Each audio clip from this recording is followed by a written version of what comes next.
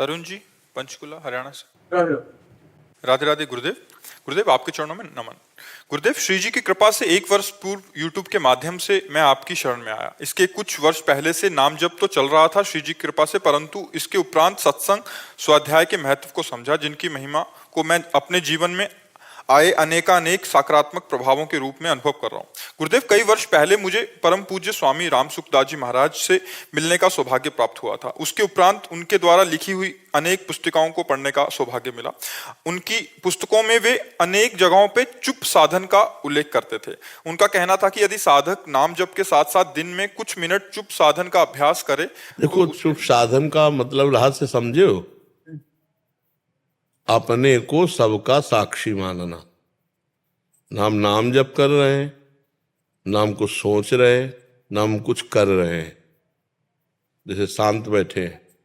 अब हम अंदर से कुछ नहीं हम कर रहे हैं, जो हो रहा है उसके हम साक्षी हैं। इसे चुप साधन कहते हैं। समझ पा रहे हो? अब चुप साधन का मतलब क्या होता है? जैसे मन में संकल्प बन रहा है तो हम तो नहीं बना रहे ना, मन में संकल्प हो रहा है, बुद्धि को चिंतन कर रही तो हम तो नहीं कर रहे ना। चुप साधन का मतलब जब तक अच्छे महापुरुषों से संग से इसका रहस्य नहीं समझो तो ऐसा लगेगा इसे चुप साधन कहते हैं। ले ये चुप, इसमें कहीं चुप हो? आप चुप होके देखो, वो तभी मैं परेशान हो जाता हूँ। तो उसे चुप साधन का मतलब जो समझ, ये बहुत अच्छा ज्ञान मार्ग का साधन है। क्या इसमें है? स्थूल शरीर की चेष्टाएं रोक दी, लेकिन सूक्ष्म शरीर की चेष्टाएं चलती हैं।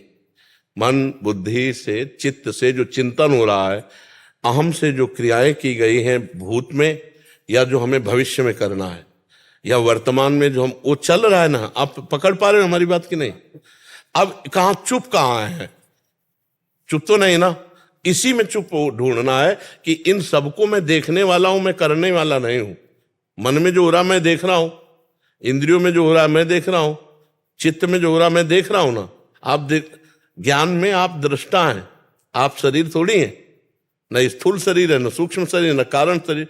तो उस समय मैं चुप हूं और मैं इनको केवल देख रहा हूं, और इनकी हर बात को हम काटते चले जा रहे हैं।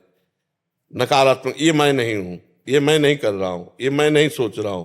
तो इससे क्या होगा कि ज्ञान बढ़ेगा और आप इनसे अलग होते जाएंगे। वो मोक्ष मार्ग का साधन है, जो आंतरिक साधन है कि मैं कभी देह हुआ ही नहीं, मैं कभी अंतःकरण हुआ ही नहीं, मेरा कभी स्वभाव है नहीं, मैं आत्मस्वरूप हूं और मैं इनमें फंस गया हूं। तो 2 मिनट सही, 5 मिनट सही, थोड़ा अलग होके देखे। ये ज्ञान मार्ग का साधन है। समझ जाता हूँ। उनको महाराज रामकृष्ण महाराज जी थे, तो भक्ति मार्ग के ही बहुत प्रेरक थे। मतलब महाराज तीनों मार्गों का वर्णन किए हैं। जैसे गीता में सांख्य योग का भी वर्णन है, कर्म योग का भी वर्णन है, और ज्ञान योग का वर्णन है। तो महाराज जी तीनों मार्गों का दर्शन कराते थे, लेकिन शुद्ध ज्ञान स्वरूप आत्मा में स्थित थे। समझना, शुद्ध आत्म स्वरूप में स्थित ज्ञानी महापुरुष थे महाराज जी। जो थे श्री स्वामी राम सुखदास जी, शुद्ध ज्ञानी महापुरुष थे।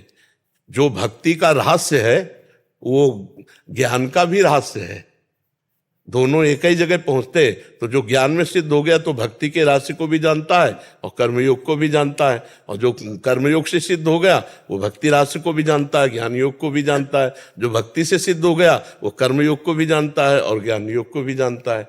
क्योंकि ज्ञान अलग चीज नहीं है।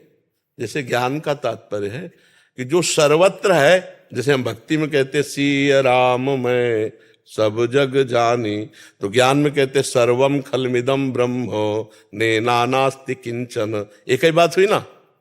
अब वो सर्वम खलमिदम ब्रह्म जो है तो यहां भी तो है ना, तो वही ब्रह्म मैं हूं, ये ज्ञान है। और यहां मैं का विस्मरण हो गया, मैं का विस्मरण हो गया। ब्रह्म नहीं, माया नहीं, नहीं जीव नहीं काल, अपनी हूं सुदिना रही, एक रहे नंदलाल।